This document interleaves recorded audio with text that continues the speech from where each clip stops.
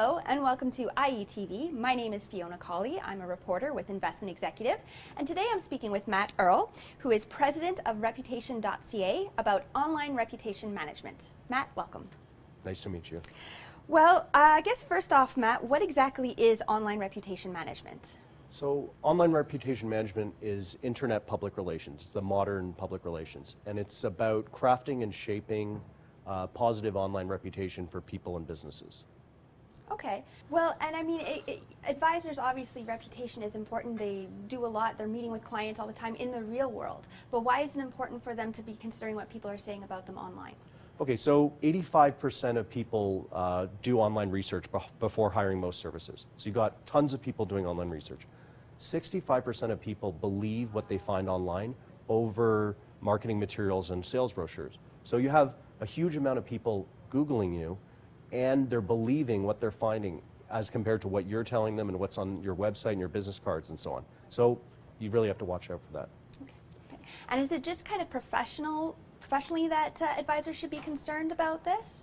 Well, I think there's definitely a crossover because it'll all come together on your namespace in Google. So you want to manage both of those things. But I think you don't want to be too public with your personal stuff. You want to push forward a powerful professional reputation. Okay. So what are some ways that advisors can do that? Sure. So one thing is to participate in a lot of profile sites. So LinkedIn, Facebook, Twitter. There's one called About Me. There's a bunch of different industry-specific ones as well. So I want people should participate in those and fill in complete and unique profiles on each one of them. That with one caveat: they have to protect themselves. They can't go too crazy on those sites because there's other risks and downsides.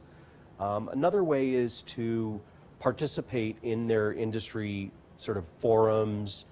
There's a website called Quora which asks questions of people and you come in and answer them. So participate in their industry online in a visible way that the results will be indexed. They can also, an ideal thing is to contribute to media. So if they get mentioned in Investment Executive, but just always offer themselves up to contribute to media. Okay.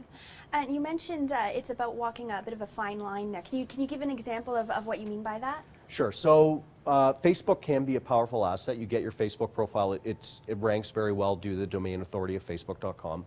But there's a lot of pitfalls with that. So we found there's a bunch of media stories about this where the defense counsel will download someone's entire Facebook history and then use it against them in like a criminal trial or a civil trial. So there's a whole bunch of risks with each one of these things. Each one of these kind of platforms has a benefit. It's worth using, but you have to be careful and follow best practices. Right. So what are some of the common pitfalls then that advisors need to be aware of that could be affecting their online reputation?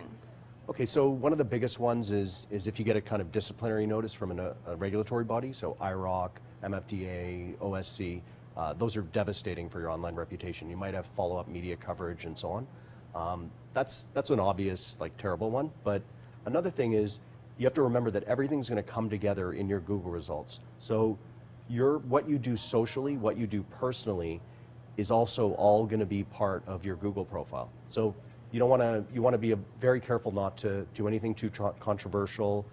Heavy political things are a no-no, and then all the obvious faux pas like saying anything racist or controversial online. You got to avoid all of that as well. So yeah, that's one of the ways they'll come together.